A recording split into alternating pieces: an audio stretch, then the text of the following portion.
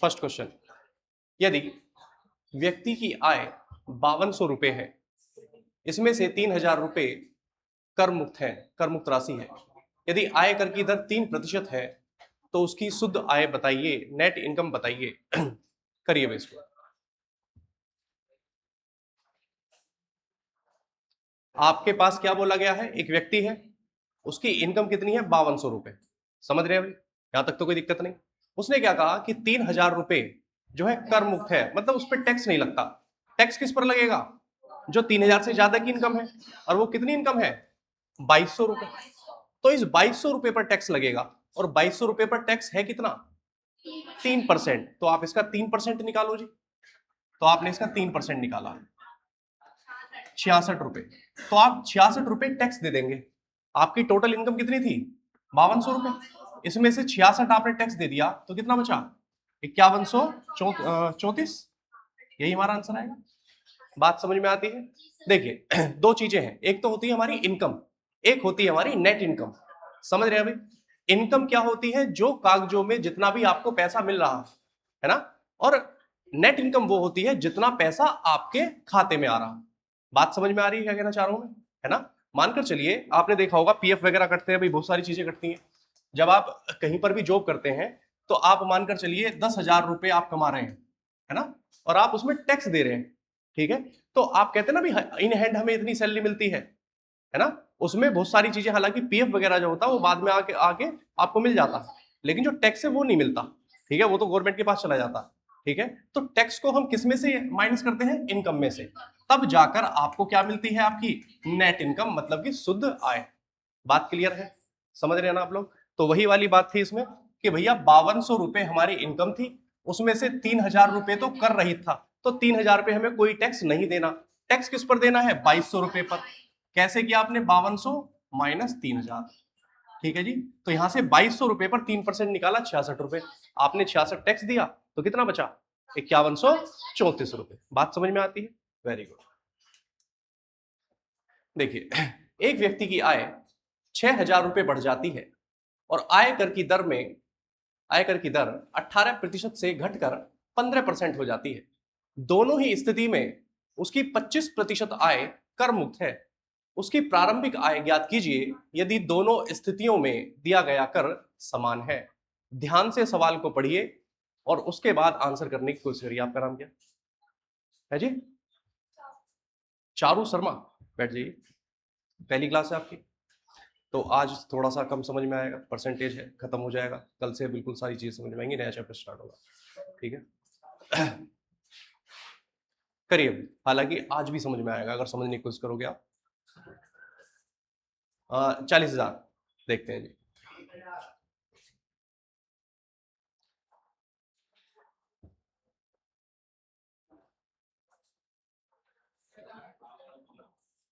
चलिए, आ रहा है अभी, जैसा जैसा कह रहा है, 40,000 देखते हैं।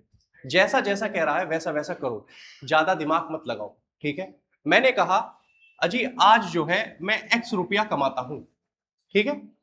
बाद में कितना कमाऊंगा, x प्लस 6000, मैं इसको y मान लेता हूं, ठीक है, कि बाद में मैं y रुपए कमाने लगा। बात समझ में आती। उसने कहा कि जी 25% आय जो है वो कर मुक्त है, टैक्स फ्री है, मतलब 25% आय पर आप टैक्स नहीं देते, तो टैक्स दोगे कितने पर, 75% पर, है जी। तो मैं कहता हूं जी x का 75% पर आप टैक्स देंगे, और y के भी 75% पर आप टैक्स देंगे। पहले टैक्स की दर कितनी है, 18%, तो इस पर आप 18% टैक्स देंगे, और आज कितनी है कर की दर, 15%, इस पर आप 15% की का टैक्स देंगे। और लास्ट में क्या बोला गया है कि जी दोनों ही स्थिति में कर की राशि समान है। कर की राशि समान है तो दोनों कर जो होंगे कैसे होंगे, आपस में बराबर होंगे। यहां तक कोई दिक्कत, सवाल में यही है बस।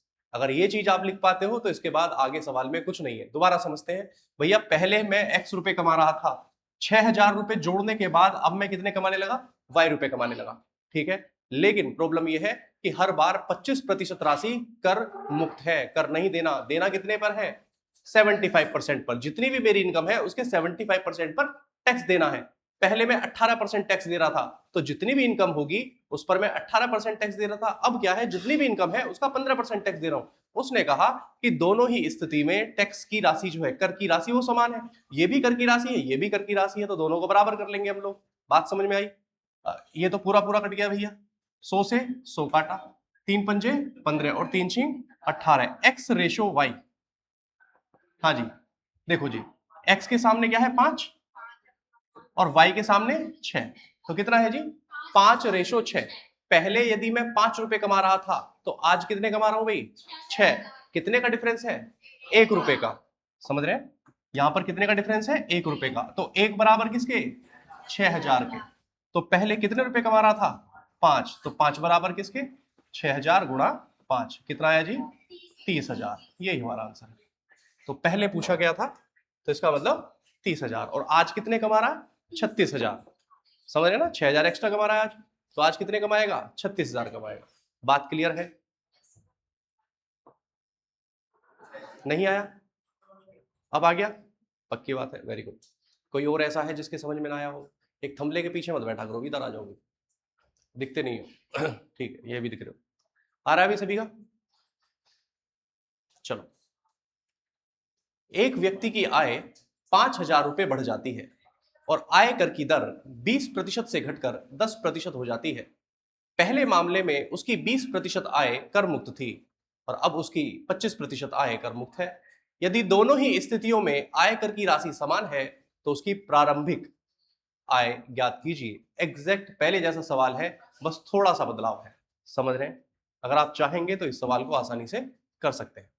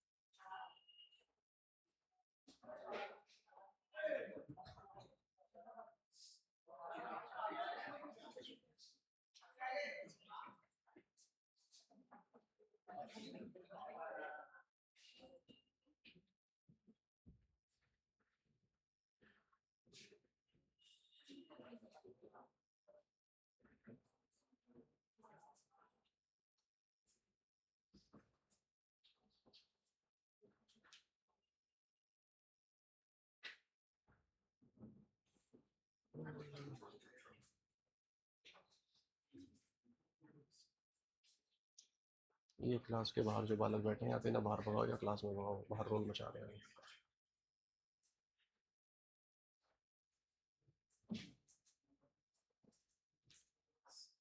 आ रहा है भी? देखो, पहले कितने x रुपया, आज कितना y रुपया। ठीक है, इसने कहा 20%, जो पहले मामले में 20% आय कर मुक्त थी। पहले हम ये राशि देखते हैं किस पर कर मिलता है जी। पहले वाले में कितना 20% कर मुक्त, तो कर कितने पर 80% पर। चलिए जी, तो इसका 80% निकालो आप। और दूसरे मामले में 25%, तो यहां पर क्या लिखेंगे आप 75/100। कोई दिक्कत? पहले 20% थी जी आयकर की दर, तो गुणा 20/100, और अब कितनी है 10%।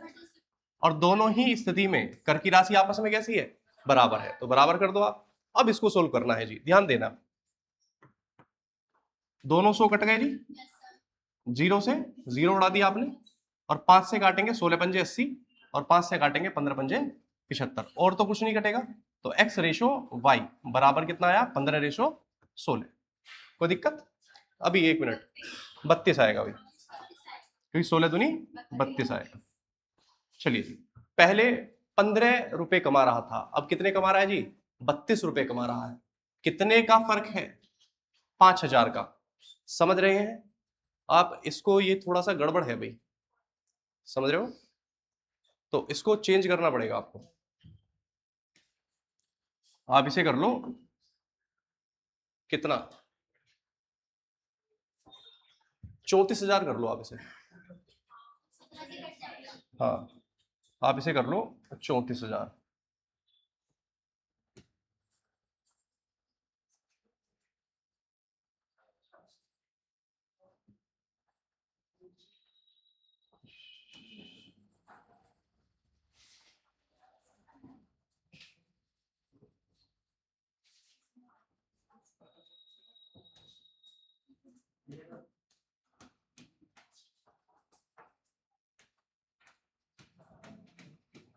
चलिए, तो यहां से कितने का डिफरेंस है जी? 17 का। 17 बराबर किसके? 34,000 के। तो एक बराबर किसके? 2,000। तो 2,000 की मल्टीप्लाई जहां करेंगे वही वैल्यू आ जाएगी। तो 15 दूनी 30,000। तो इसका आंसर आ जाएगा हमारा 30,000। समझ रहे? 5,000 से वैल्यू थोड़ी सी पॉइंट पे आएगी। बोलो पंखा, क्या जरूरत है पंखे की? लाइट मेरे ख्याल से भगी हुई है। लाइट भगी हुई है, लाइट। चलिए,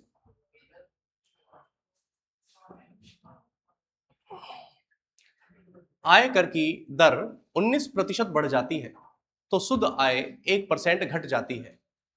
प्रारंभ में आय कर की दर ज्ञात कीजिए। प्रारंभ में आय कर की दर ज्ञात कीजिए। करिए सवाल। सवाल छोटा सा है लेकिन वाकई आपका थोड़ा सा दिमाग हिला देगा ये।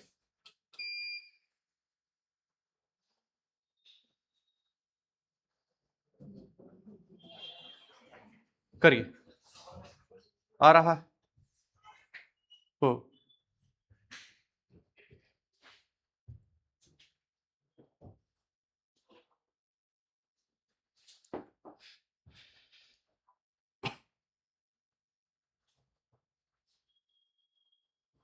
5%। देखते हैं,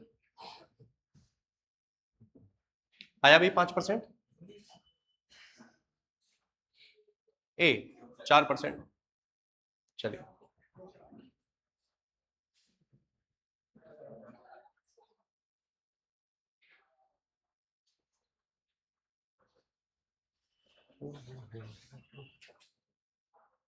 चार। 20 से 100 को 4 बार काटा होगा तूने, है नहीं? आया भी सभी का। देखिए, मैंने फिर से कहा कि भैया एक होती है इनकम, एक होती है नेट इनकम। समझ रहे हैं भाई? नेट इनकम क्या है? इनकम में से यदि मैं माइनस कर दूं टैक्स, तो ये हमारा बनता है नेट इनकम। समझ रहे? देखो, बात ध्यान देना। मैंने कहा कि जी आय कर की दर 19% बढ़ जाती है, ठीक है, और शुद्ध आय 1% घट जाती है। इसका मतलब इसमें कोई भी चेंज नहीं, इनकम आपकी उतनी ही है। बात समझ में आती है? तो ये वाली वैल्यू जो है वो 1% कम हो गई और ये वाली वैल्यू 19% बढ़ गई। तो क्या आप ये कह सकते हैं कि मानकर चलिए आप इस 19% 10 रुपए के बराबर है ना? तो आपको 10 रुपए ज्यादा टैक्स देना पड़ रहा, ठीक है। अब 10 रुपए यदि ज्यादा टैक्स देना पड़ रहा है, इनकम आपकी उतनी ही है, मानकर चलिए 100 रुपए की इनकम है ना? 100 रुपए की इनकम है और आपको 10 रुपए, मतलब पहले कितना भी देना पड़ रहा था, अब 10 रुपए टैक्स देना पड़ रहा है। तो इनकम में 10 रुपए की कमी हुई होगी, मतलब नेट इनकम में। अब मैंने कहा इसमें 1 रुपया बढ़ जाता है, तो यहां पर भी 1 रुपया इसका कम हो जाएगा। समझ रहे हैं ना? तो जितना ये बढ़ेगा उतना ही ये घटेगा, मतलब कि रुपए में वैल्यू आपस में कैसी होगी? बराबर होगी। तो आप ये कह सकते हैं कि नेट इनकम का 1% बराबर है किसके? टैक्स के 19% के बराबर। हाँ या ना? ये बात क्लियर है? बात समझ में आई? दोबारा समझाता हूं। देखिए, एक तो बात होती है रुपए में और एक होती है बात परसेंटेज, ठीक है भाई। इसके लिए 100% कुछ और रहेगा, नेट इनकम के लिए इसके लिए 100% कुछ और रहेगा। अगर मुझे इसका 19% निकालना है ना, किसका? टैक्स का। तो मैं टैक्स में से, मतलब टैक्स का 19% और इसके 1% के बराबर देखिए पूरा प्रॉपर लेकर चलते हैं। एक है हमारी नेट इनकम, एक है हमारी इनकम और एक हमारा टैक्स, ठीक है जी। माइनस करते हैं तभी आता है। तो मानकर चलिए ये हमारी 10,000 रुपए हम कमाते हैं, ठीक है, और 1,000 रुपए हम टैक्स के दे देते हैं। तो हमारा जो टोटल पैसा है वो कितना हो गया? 9,000। अब मैंने कहा इसमें 10% की बढ़ोतरी हो जाती है, किसमें, टैक्स में। तो 10% की बढ़ोतरी हो गई, तो 10,000 में से अब कितने रुपए माइनस होंगे, 1100 रुपए, क्योंकि इसका मैंने 1000 रुपए का 10% निकाल लिया, और वो कितना बनता है, 100 रुपया। ठीक है, अब मैं क्या करूंगा, इसमें से 1100 रुपए माइनस करूंगा तो कितना आया, 8,900 रुपए। तो अब मैं अगर इसमें देखूं तो इसमें कितने रुपए कम हुए जी, 100 रुपए कम हुए। लेकिन 100 रुपए जो है इस 9,000 का कुछ परसेंटेज रहा होगा, वो कितना है जी, 10/9%। तो मैं ये कह सकता हूं कि नेट इनकम का 10/9% बराबर है टैक्स के 10% के, है जी, बराबर है।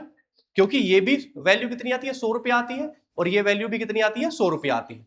क्यों चेंज हो रहा है, क्यों परसेंटेज में फर्क है, क्योंकि यहां पर कंपेयर हो रहा है किससे, 9,000 से, यहां कंपेयर किससे हो रहा है, 1000 से। इसलिए इसका 10% 100 बैठेगा, और इसका 10/9% 100 बैठेगा। बात समझ में आ रही है। तो वही बात है कि यहां पर आपका, कि इसने कहा 19% बढ़ जाता है, तो ये 19% जो है की वैल्यू, वो इसके 1% की वैल्यू के बराबर है। आप इसे हटाओ भैया, तो नेट इनकम रेशो टैक्स बराबर कितना आएगा, 19:1। यहां तक कोई दिक्कत, हाँ जी। देखो, नेट इनकम के सामने 19 है जी, टैक्स के सामने 1, तो हमने नेट इनकम के सामने 19 रखा और टैक्स के सामने 1 रख दिया। या आप ज्यादा सोचने वाली बात नहीं है। नेट इनकम इंटू 1 बराबर टैक्स इंटू 19। टैक्स को नीचे लेकर आइए, नेट इनकम बटे टैक्स बराबर 19/1, 19/1। तो आप इसे 19:1 भी लिख सकते हैं। यहां तो कोई दिक्कत, चलो। आपके पास, आपकी जेब में कितने रुपए आए, 19 नेट, है जी, और 1 रुपया आपने टैक्स दिया था, तो टोटल आपने कमाए कितने थे, 20 रुपया। समझ रहे हो ना। तो आपने टोटल कमाया कितना होगा, 20 रुपया, और उस 20 रुपए में से 1 रुपया आपने टैक्स का दिया था। तो आप रेट निकाल सकते हैं, 1 रुपए 20 रुपए पर गुणा 100, 20×5 100, तो 5%। ये हमारा आंसर। समझ रहे हो, सवाल सिर्फ एक लाइन का है, बस समझने वाली बात थी। अब इसे एक लाइन में कैसे करेंगे वो देख लो आप। यही खत्म कर देते हैं जिसको।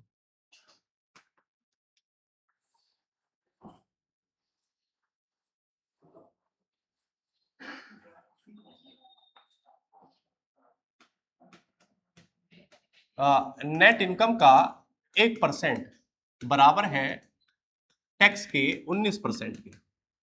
यहां से ये नेट इनकम बराबर रेशो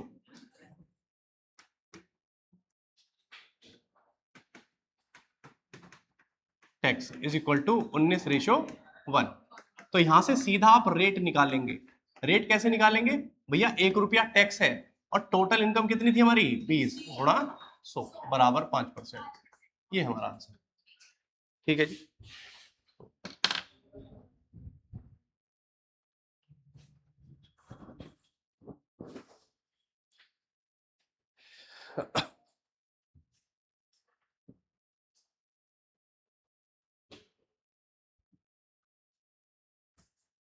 नेक्स्ट देखते हैं।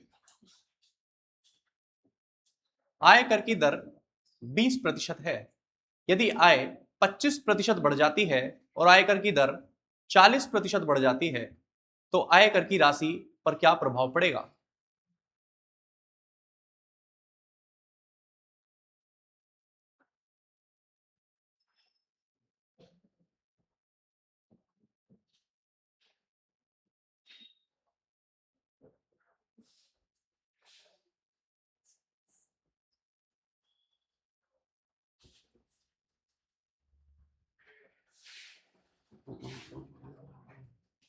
आ रहा है।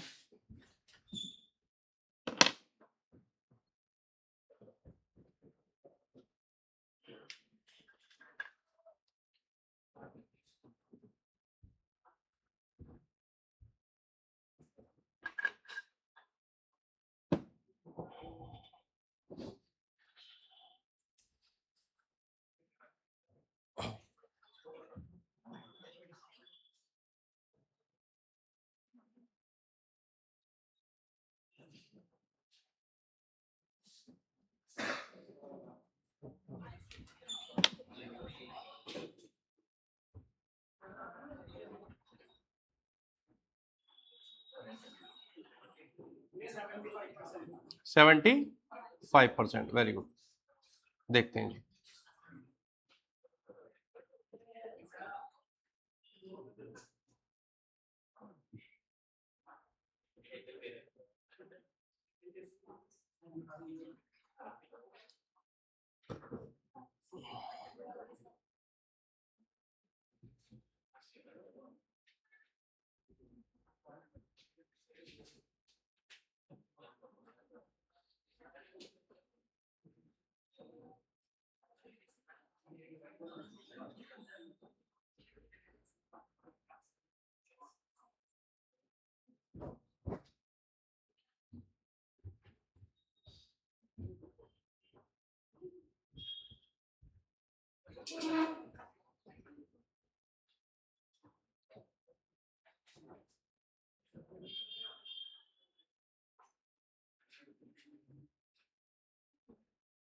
आया अभी सभी का? देखो, मानकर चलते हैं पहले जो इनकम थी वो 100 रुपया थी, ठीक है, उसमें 20 रुपए क्या था? टैक्स था। समझ रहे हैं आप लोग? चलो जी, अब उसने क्या कहा कि आय जो है 25% बढ़ जाती है। 25% बढ़ जाती है, इसका मतलब वो कितनी हो गई? 125।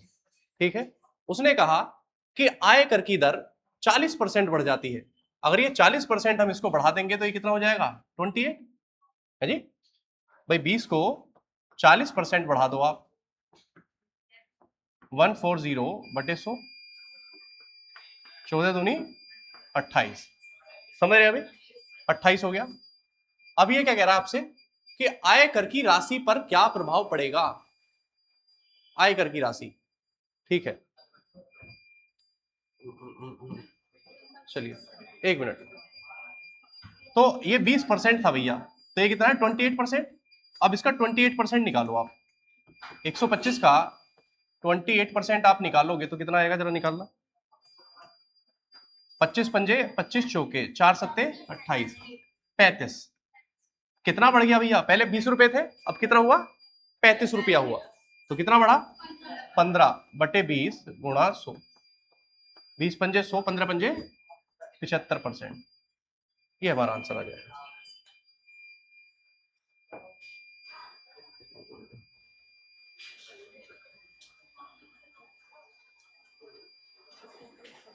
तो समझ गया?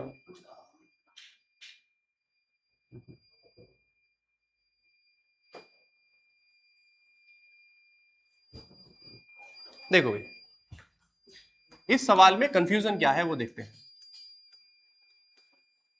इनकम है जी हमारी 100 रुपया, और टैक्स कितना है जी? 20%।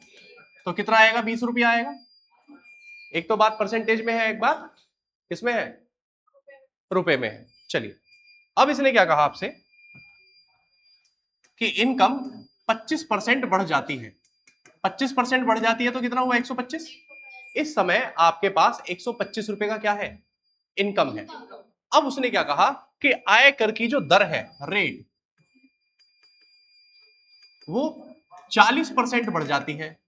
तो भैया 20 का यदि 40% बढ़ाओगे आप तो ऐसे लिखोगे है जी, 140/100। वेरी गुड,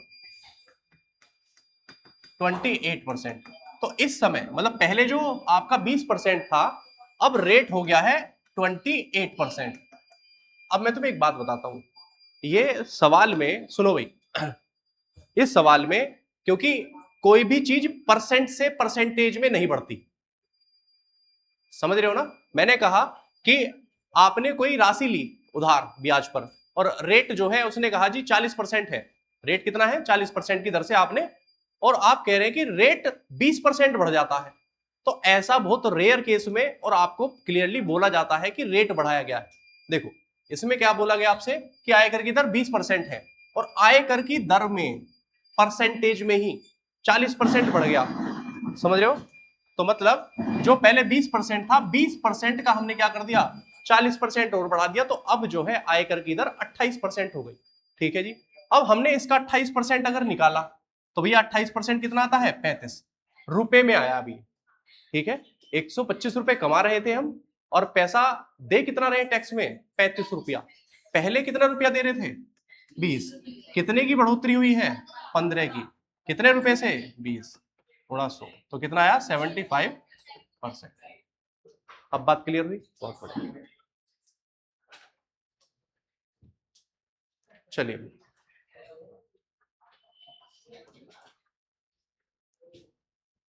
एक डीलर का कमीशन 5% से घटकर 4% हो जाता है, लेकिन उसकी आय में कोई बदलाव नहीं होता, उसके व्यवसाय में क्या प्रभाव पड़ा? बताइए। 25% increment, very good. 25% increase decrease? Increase, हाँ ठीक। आ रहा है अभी सभी का? बहुत बढ़िया।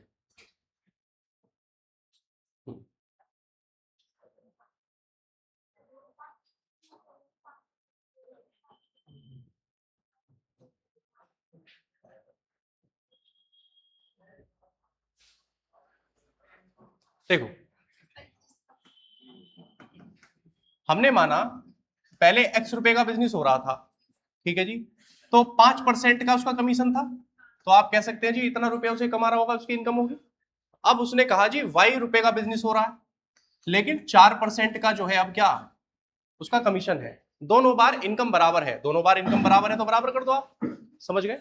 चलो जी, तो एक्स रेशो वाई बराबर 4:5। ठीक है जी।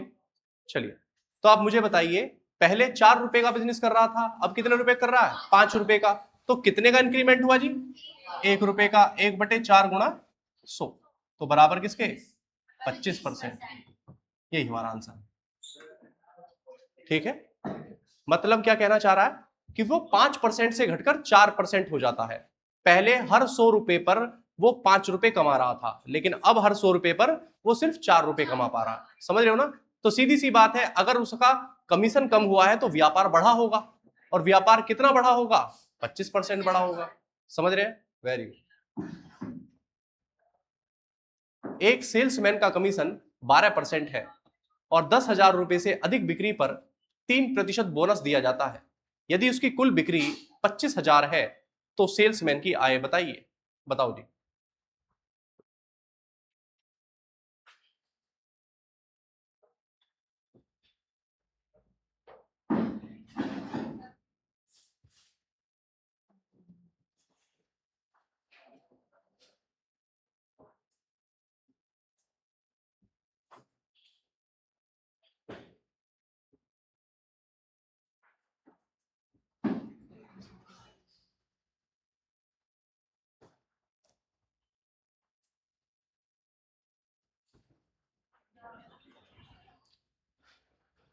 आ रहा है?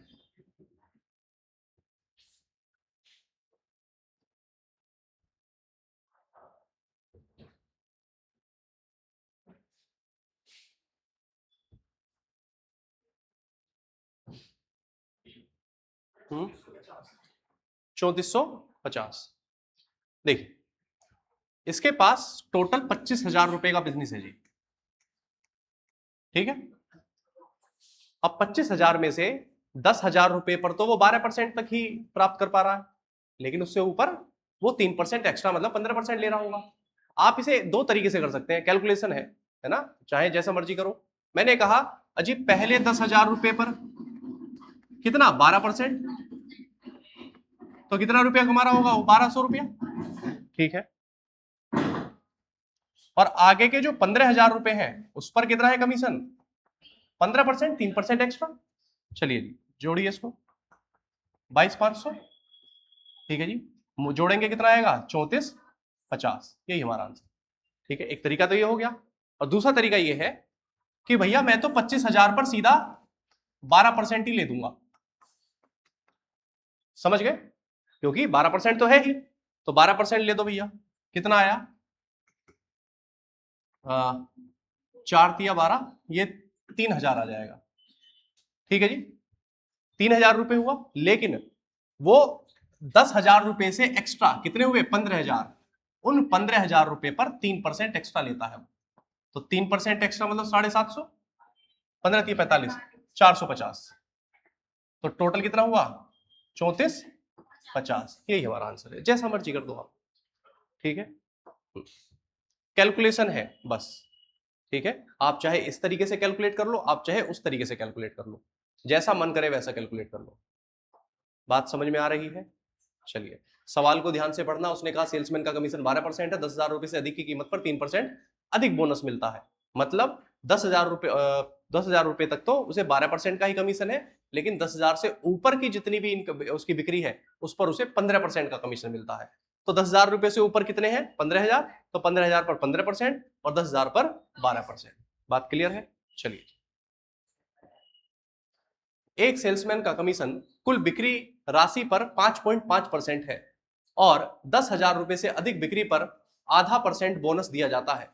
यदि उसका कुल कमीशन 19,90 रुपए हो तो उसकी कुल बिक्री ज्ञात कीजिए। ये इंटरेस्टिंग सवाल है, करिए इसको। इस बार उसकी इनकम दी गई है और आपसे उसका क्या पूछा गया है? उसने बिक्री मतलब कितने रुपए की बिक्री करी। मतलब पुराने सवाल में जो आपको 25,000 रुपए दिया था वो निकालना है। समझ रहे हो? करिए जी।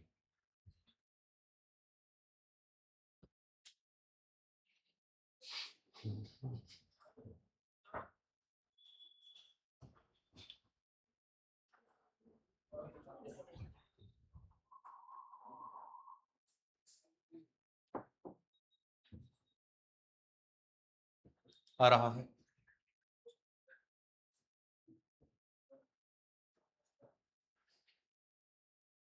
आप दोनों भाई हो, आप दोनों सेम शक्ल पे लगते हो।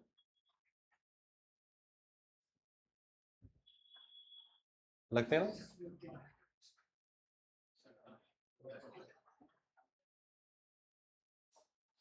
नाम क्या है तुम्हारा? सागर। हाँ, याद आया। सागर समझ में आ रहा है अभी? मम्मी कसम। कह रहा है झूठी कसम नहीं खाता। पूछ लिया करो भैया, ठीक है। आजकल के बच्चे शर्म नहीं करते, तो आप भी आजकल के बच्चे बनो। नहीं आ रहा तो पूछ लो कि भैया नहीं आ रहा, ठीक है। चलिए, ये तो नहीं आएगा मुझे पता, अभी कराए नहीं तो आएगा कहां से? पहले वाले आए सारे? Very good. चलिए, और उनको ना घर जाके एक बार जरूर देख लिया करो, ठीक है। और सभी लोग, मैंने आपसे कहा आपको मैथ में इंटरेस्ट तभी आएगा जब आप पहाड़े आपके याद होंगे, है ना। आपको बच्चों वाली बात लग रही होगी, लेकिन रियलिटी यही है कि पहाड़े आपको याद हो, कैलकुलेशन करने में मजा आएगा आपको। और एक आपको स्क्वायर और क्यूब याद हो। और मैंने आपसे कहा कि आपको 20 का स्क्वायर तो याद हो ही, आपको ये जरूर पता हो कि 400 किसका स्क्वायर होता है। समझ रहे हो ना? अगर ये चीजें पता है तो आप उंगलियों पर कैलकुलेशन करोगे और मजा आएगा आपको मैथ करने में, ठीक है। और ये मुश्किल से 1-1.5 हफ्ते का काम है। और मैं ये भी नहीं कह रहा कि आप बैठ के रटो, नहीं, एक बार जहां पर आप पढ़ते हो वहां पर एक चार्ट लगा लो लिखकर, और उस पर डेली एक बार आपको बस रीड करना है। आप 10 या 12 दिन में आपको कंठस्थ हो जाएंगे, वो सारे नंबर्स आपके आंखों के सामने दिखाई देंगे, ठीक है। चलो भैया, अब एक बात मुझे बताइए, है जी, 34। चलिए, ये कह रहा है 10,000 रुपए से अधिक की राशि पर कितना मिलता है जी? आधा % बोनस मिलता है।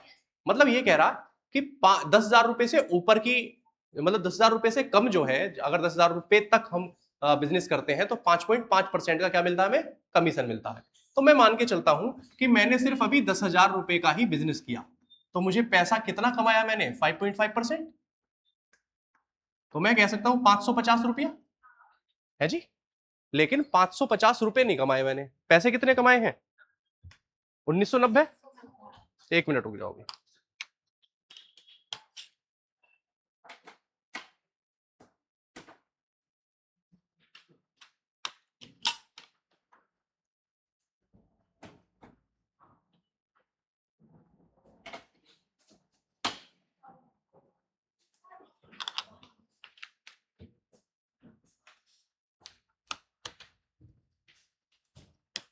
हाँ जी, 550 रुपए, अगर मैं सिर्फ 10,000 रुपए का बिजनेस करता तो मैं 550 रुपए कमाता। लेकिन एक्चुअल में कमाए कितने हैं? 1990 रुपए। अगर मैं माइनस करूं तो 1440 रुपए एक्स्ट्रा बचे। तो ये 1440 रुपए कहां से आए होंगे? मैंने एक्स्ट्रा बिजनेस किया होगा। और अगर मैं एक्स्ट्रा इससे ऊपर बिजनेस करता 10,000 रुपए से ऊपर, तो 0.5 एक्स्ट्रा मिलता, तो मुझे कुल 6% का ब्याज मिलता, है जी। जो मेरा बिजनेस होता या मेरा जो कमीशन होता वो 6% होता। मैं ये नहीं कह सकता कि 6% की जो वैल्यू है वो 1440 के बराबर है जी। समझ रहे हैं आप लोग? दोबारा समझिए, मैंने कहा कि मैं 10,000 रुपए का ही बिजनेस करता हूं, मानकर चलिए 5.5% का मुझे कमीशन मिलता, तो मेरी इनकम होती 550, लेकिन इनकम हुई है मेरी 1990। कितनी एक्स्ट्रा हुई है? 1440। तो ये 1440 जो है वो 10,000 रुपए से ऊपर की इनकम पर रही होगी, है ना। और उस 10,000 रुपए से ऊपर की इनकम पर मुझे कमीशन मिलता है 6%। तो मैं कह सकता हूं कोई भी एक वैल्यू रही होगी, उसका 6% 1440 के बराबर है। तो भैया 100%, मतलब वो राशि कितनी रहेगी? 100%। तो 1440 बटे 6 गुणा 100, 6 से काटा, 6 दूनी 12, 6 चौक 24, तो आप कहेंगे 24,000 रुपया। 24,000 रुपए तो 10,000 रुपए से ऊपर, और 10,000 रुपए और थे, तो टोटल कितने का बिजनेस किया आपने? 34,000 रुपए का। समझ रहे हैं आप लोग? इजी है भाई, प्रॉब्लम जी। दोनों देखो, पहले वाले सवाल में क्या था कि आपको बिजनेस दे रखा था कि आपने कितने रुपए का बिजनेस किया, और आपका कमीशन पूछा था। इसमें आपको कमीशन दिया है और कितने का बिजनेस किया वो पूछा है, ये डिफरेंस है। समझ में आई बात? वेरी क्लियर है सागर? 1440 से देखो,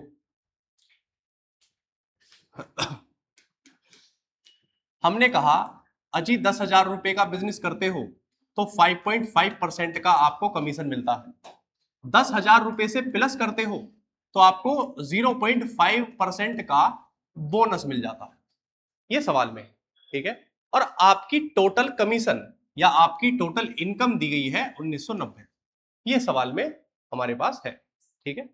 भाई मैंने कहा इसे दो पार्ट्स में डिवाइड किया। एक तो कहा मैंने कि जी 10,000 रुपए का बिजनेस हुआ, और फिर प्लस x रुपए का बिजनेस हुआ। समझ रहे? मैंने माना अगर सिर्फ 10,000 रुपए का बिजनेस होता तो मुझे इस पर 5.5% का कमीशन मिलता, और जो कि किसके बराबर होता? 550 रुपए, ठीक है। लेकिन मेरा कमीशन तो 1990 है, ज्यादा है, तो इसका मतलब मैंने 10,000 से ज्यादा का बिजनेस किया है। कितने रुपए का ज्यादा का किया है? 10,000 का तो किया ही है, इससे ज्यादा कितने का किया है वो चेक करना है। इसने कहा कि अगर आप 10,000 रुपए से ज्यादा का करते हैं तो 0.5% बोनस मिलता है, तो मतलब 5.5% पहले से मिलता था, तो अब कितना मिलेगा? 6% ब्याज मिलेगा, है जी, 6% कमीशन मिलेगा। अब मैंने और देखा कि ये इससे कितना एक्स्ट्रा है, ये 1440 एक्स्ट्रा है, तो ये 1440 रुपए का जो मुझे कमीशन मिला होगा वो 10,000 रुपए से ऊपर के बिजनेस पर मिला होगा, है ना। तो अब मैंने देखा कि जब ये 1440 है तो ये किसका कितना परसेंट रहा होगा? 6%। तो मैं कह सकता हूं इस 6% की वैल्यू कितनी है? 1440। या फिर आप ये समझिए कि मैंने मानकर चलिए x रुपए का बिजनेस किया था और इस पर मैं 6% निकालता हूं, तो ये मेरा कमीशन रहेगा, है जी। और ये कमीशन है कितना? 1440 के, है ना। तो मैंने इसको x की वैल्यू निकाली, 6 दूनी 12, 6 चौक 24, तो x बराबर कितना? 24,000। क्लियर है? तो 24,000 रुपए ये, 10,000 रुपए ये, टोटल मैंने कितने का बिजनेस किया? 34,000 रुपए का। अब क्लियर है? बहुत बढ़िया, आ रहा है। नेक्स्ट देखिए, दो संख्याएं तीसरी संख्या से क्रम से 26% और 25 लिखना, इसको ये 25 होगा,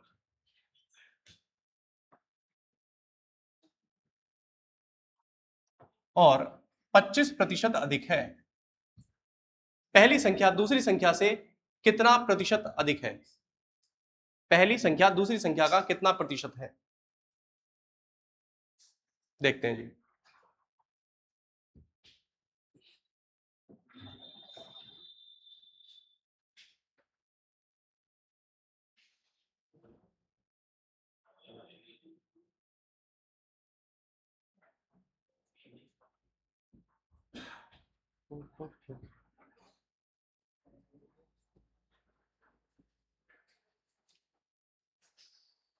ऐसे सवाल बहुत पूछे जाते हैं एग्जाम में, मैं एक करा रहा हूं, उसके बाद आप लोग करना। A/B/C, तीन संख्याएं हैं, तीसरी संख्या से, तो भैया तीसरी संख्या को आप 100 ले लो, ठीक है, तो उसने कहा पहली संख्या 26% अधिक है तो 126, और दूसरी संख्या 25% तो 125। पहली संख्या 126 है, दूसरी संख्या 125 है, तीसरी संख्या 100 है। तो आपसे पूछा गया है पहली संख्या दूसरी संख्या का कितना प्रतिशत है। 5 नहीं है भाई, तो 126 गुणा 100 ये आएगा, समझ रहे हैं। तो ऑलमोस्ट आप कह सकते हैं 100 मतलब 100% के आसपास ही आएगा, है ना। क्या कह रहे हो, 120 नहीं आया, नहीं इसमें से कुछ नहीं है, ये ऑप्शन में नहीं, ठीक है। बात समझना कि ये आएगा लगभग हमारा 100 पॉइंट समथिंग आएगा, एक 8 ये कह रहे हो, ठीक। देखो मैंने जब ये वाली बातें करते हैं हम, उसके बाद हमें परसेंटेज का पूरा कॉन्सेप्ट पता होना चाहिए, ठीक है। अब अगर ये बोला गया आपसे कि पहली संख्या दूसरी संख्या का, किसकी बात हो रही है, पहली संख्या की, तो पहली संख्या ऊपर रखी हमने, किससे, दूसरी संख्या से कंपेयर हो रहा है, इंटू 100, सिंपल सी बात है। अगर ये बोला जाता कितना ज्यादा है तो ज्यादा वाली वैल्यू रखते हम, कितना 1 रखते ऊपर, नीचे 125 गुणा 100 करते। समझ रहे हैं आप लोग, ठीक है। इसमें ना ये डेटा थोड़ा सा आड़ा तिरछा है, इस वजह से थोड़ी सी दिक्कत हुई है। हाँ बिल्कुल, दो संख्याएं, ये सही हो जाएगा, दो संख्याएं तीसरी संख्या से क्रम से 40% और 46% कम है, दूसरी संख्या पहली संख्या से कितना प्रतिशत कम है। करिए इसको।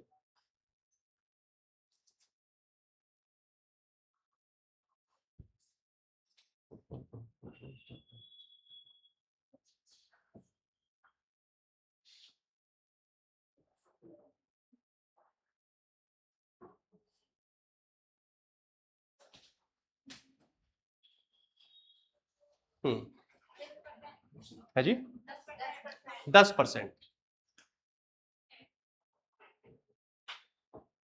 बढ़िया आ रहा है।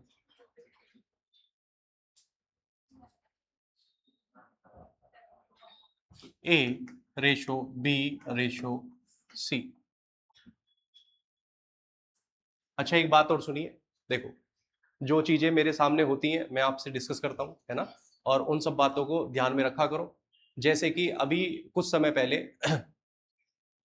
ये टाइपिस्ट होते हैं, टाइपिंग करते हैं, है ना, हिंदी इंग्लिश की टाइपिंग करते हैं, ठीक है।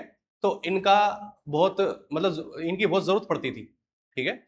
और जैसे एग्जाम्पल हो गया या जितने भी बड़े प्लेटफॉर्म हैं ऑनलाइन वाले, इनको बहुत लोगों की ऐसो की जरूरत पड़ती थी। और ऐसे ऐसे लड़के थे जो दो दो तीन तीन जगह काम कर रहे थे और 70-80 हजार रुपए कमा रहे थे, ठीक है, टाइपिंग कर करके, सब टीचर्स के क्वेश्चंस वगैरह टाइप करके, है ना। अब प्रॉब्लम ये हुई कि एआई आया, और एआई आने से उनका सारा का सारा मामला खराब हो गया, ठीक है। क्योंकि आप देखोगे, मैं अगर एक फोटो, अभी जैसे ये फोटो आप मतलब नॉर्मल है ना, जैसे आपने कुछ लिख रखा है, लिखा हुआ ही है, ठीक है, और उस लिखे हुए को ही मैं बोलूं एआई से कि मुझे इस डेटा पर मुझे सवाल बना कर दो, तो वो प्रॉपर ऐसी लैंग्वेज में आपको सवाल बना कर देगा कि मजा ही आ जाएगा आपको देख के, ठीक है। तो कुल मिला के अगर ऐसी स्थिति आपको, और वो भी फ्री में मिल रहा है ना, और वो भी कर सकता है जिसको कुछ नहीं आता, ठीक है। अगर मुझे टाइपिंग नहीं आती तो मैं भी इतना अच्छा टाइप कर सकता हूँ, और ये सारे ये मैं खुद बना के लाता हूँ, ठीक है, और मुझे टाइपिंग नहीं आती, समझ रहे हो। तो और इस लेवल पे होता है मुश्किल से आधे घंटे में, जो मैं पहले 3-3 घंटे में काम करता था, मुश्किल से आधे घंटे में 15 या 20 मिनट में काम हो जाता, समझ रहे हो। तो कुल मिला के उन लोगों की जॉब चली गई। तो जब भी आप, जैसे आप गवर्नमेंट में जा रहे हैं तो कोई दिक्कत वाली बात है ही नहीं, वहां तो आपकी फिक्स है, सैलरी आनी आनी है। लेकिन अगर आप प्राइवेट सेक्टर में जाते हैं, तो प्राइवेट सेक्टर में जाने के बाद आप ये बात याद रखना कि अपनी स्किल्स को हमेशा इंप्रूव करते रहना और चीजों को बढ़ाते रहना, ठीक है। सिर्फ आप एक ही कुएं के मेंढक बन के मत रहना कि हाँ हम तो ये वाला काम कर रहे हैं, अरे बस यही काम करते रहेंगे करते रहेंगे करते रहेंगे। प्राइवेट में ऐसा है नहीं, प्राइवेट में चीजें बदलती हैं और उसके बाद आपकी रिक्वायरमेंट खत्म हो जाती है और आप जॉबलेस हो जाते हो एक समय के बाद, और आपको ऐसा फील होगा कि हाँ अब तो बेकार है सब कुछ, समझ रहे हो। तो जब भी आप प्राइवेट सेक्टर ज्वाइन करो तो हमेशा याद रखना कि आप अपनी स्किल्स को और जो चल रहा है उससे अवेयर होते हुए अपने अंदर स्किल्स डेवलप करते रहना। क्लियर बात है। क्योंकि वो लोग जो, मैं कभी उन्हें बहुत बढ़िया मानता था और वो मतलब करते रहते थे कि भाई आज ये हमने किया, आज ये हमने किया, हर मतलब उसमें मैं वीकेंड के आसपास कहीं ना कहीं वो मतलब महीने में एक ट्रिप मार रहे हैं जी कहीं बाहर घूमने की, और आज उनकी स्थिति ऐसी है कि वो ये सोच रहे कि करे क्या। ठीक है, तो ये चीज सोचना, और जब भी ऐसा काम करो तो जरूर एक बार दिमाग में ये बात लानी चाहिए आपको। चलिए भाई, तो 40% और 46% कम है। तीसरी संख्या से कंपेयर कर रहे हैं ना भाई, तो तीसरी को 100 लिया हमने। पहली संख्या 40% कम है, तो 100 में से 40 घटाया कितना आया? Very good. 46 करेंगे तो कितना आया? 54 आया। तो इसने कहा दूसरी संख्या पहली संख्या से, किससे? पहली से कितना कम है? 6 कम है। किससे? पहली संख्या से, गुणा 100। तो नीचे कौन सी संख्या लेंगे? पहली संख्या लेंगे। 0 से 0 काटा, 6 से 6 काटा, कितना आया भैया? 10%। यही हमारा आंसर। बात समझ में आई है ना? सवाल ज्यादा इंपॉर्टेंट है, सवाल को अगर पढ़ोगे ध्यान से तो आप कर पाओगे सवालों को। Very good. नेक्स्ट, जनवरी के महीने में रेलवे पुलिस ने बिना टिकट यात्रा करने वाले 4000 यात्रियों को गिरफ्तार किया।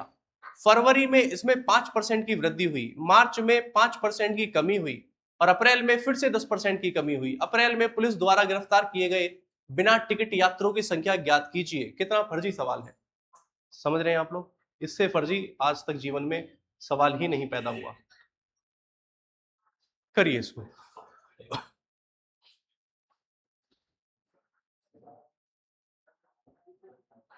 हम्म,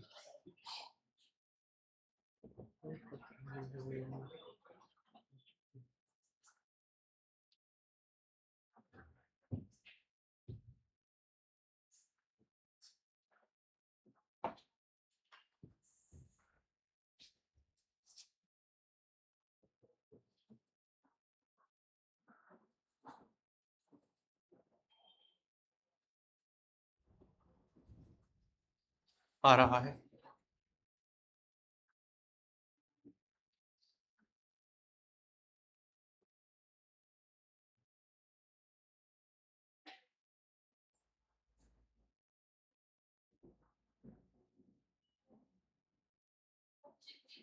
ऑप्शन बी 3591 है। चलिए, आप एक बात समझना भैया, 4000 व्यक्ति पकड़े गए आज, ठीक है, और ये कब की बात है? जनवरी के महीने में। फरवरी में 5% की वृद्धि हो गई। 5% की वृद्धि हुई तो 105/100 लिखो क्या? अब फरवरी से 5% की कमी हुई मार्च में, तो आप क्या लिखोगे? 95/100। Very good. गुणा 10% की वृद्धि हो गई अप्रैल में, कमी हुई है जी, कमी हुई है 90/100। ठीक है, अब इसमें देखो 91, अब इसमें देखते हैं कहीं ना कहीं काम बन जाएगा हमारा। 0 से 0 होगा, 5 19 पंजे 95, और 5 से काटेंगे 20, 1 2 3, 1 2 3, और 2 से काटेंगे कितना? 2 दूनी 4। चलो भैया, देखो ऐसा है, 0 वाला ही आएगा, ये तो नहीं आएगा, है ना? तो 210 गुणा 19 निम्मे 171। हाँ भाई, तो मल्टीप्लाई करो भाई इसका। 21 एकम 21। अरे कहीं गड़बड़ हुई है क्या? देख लेना भैया। है जी, लेकिन 10 वाला तो कोई है ही नहीं ऑप्शन में, इसका मतलब ऑप्शन गलत है। बताओ भाई, मल्टीप्लाई करके बताओ कितना है जी? 35,910।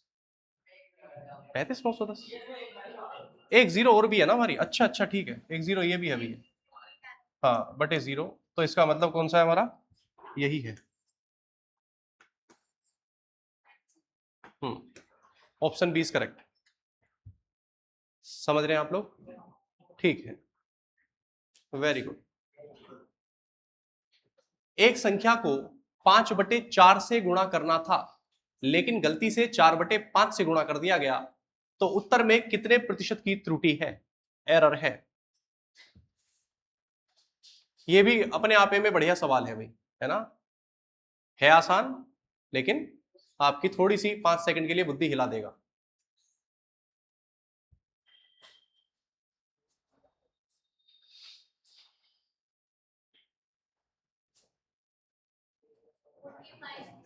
फोर्टी 45%। देखते हैं जी, आ रहा है अभी 45 सभी का?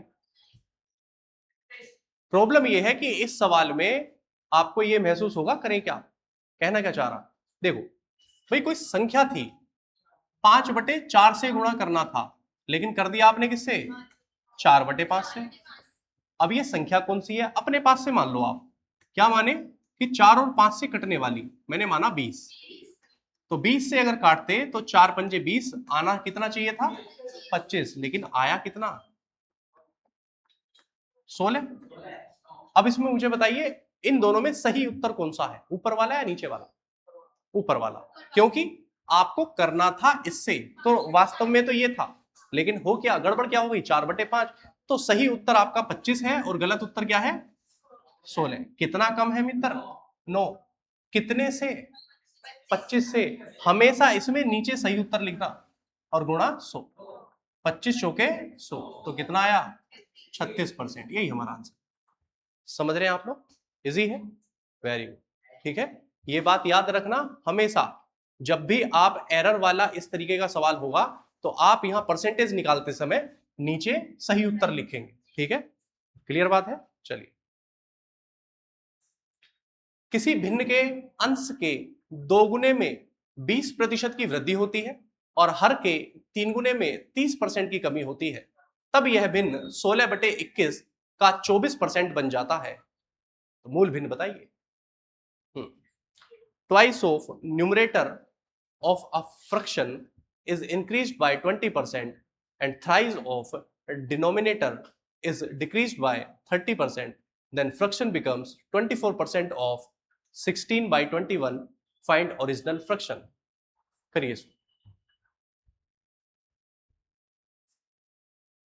जैसा जैसा कह रहा है वैसा वैसा करते चले जाइए, बात ही खत्म।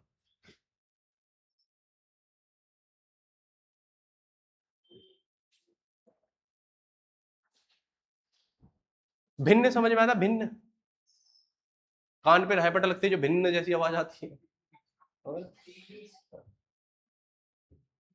भिन्न मतलब होता है x/y, है ना, a/b जो वैल्यू होती है वो भिन्न होती है, मतलब p/q की फॉर्म में जो भी है वो, हाँ ठीक है। चलिए,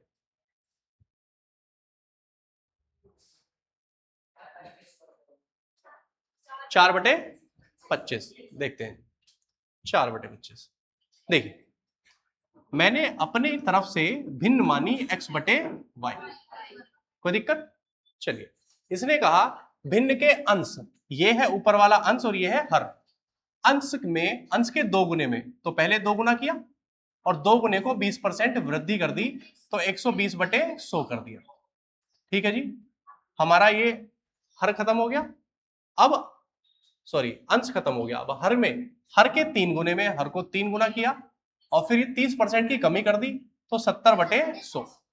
अब जो इसका जो रिजल्ट है वो कितना है, 16/21 का 24%, तो 24% ये होगा, वेरी गुड, बस इसको सोल्व करना है। अब बचा ही क्या है इसमें, ये कटा, 0 से 0 कटा, अब कुछ कटेगा, 12 दूनी 24, ठीक है, 7 तिया 21, पूरा का पूरा उड़ गया, 2 अट्ठे 16, ठीक है, अब 4 दूनी 8 और 4 से 25, इधर तो कुछ नहीं बचा, तो x/y क्या हुआ 4/25, यही हमारा आंसर है, 2 दूनी 4 और बटे 25, कोई दिक्कत। हाँ, और कैलकुलेशन ध्यान रखना, इस 100 से इस 100 को काट दिया जा सकता है, काटा जा सकता है, और ये पूरी वैल्यू यहां पर जितना भी लिखा हुआ है इसके नीचे वाली वैल्यू को कहीं भी काट सकता है, ऊपर वाली वैल्यू इसके ऊपर वाली वैल्यू को कहीं भी काट सकता है, ठीक है जी। तो आज के लिए इतना ही है, और परसेंटेज की कल डाउट क्लास होगी, परसेंटेज में जितने भी सवाल होंगे आप कल पूछ लेना, ठीक है, और किसी भी किताब से हो, किसी भी कहीं से भी हो आप पूछ सकते हैं, ठीक है। अगर ज्यादा सवाल है तो एक काम करना आप लोग, मैं ये पीडीएफ दूंगा आपको, हाँ मैं दूंगा पीडीएफ, ठीक है। आप, और दूसरी बात, एक मिनट,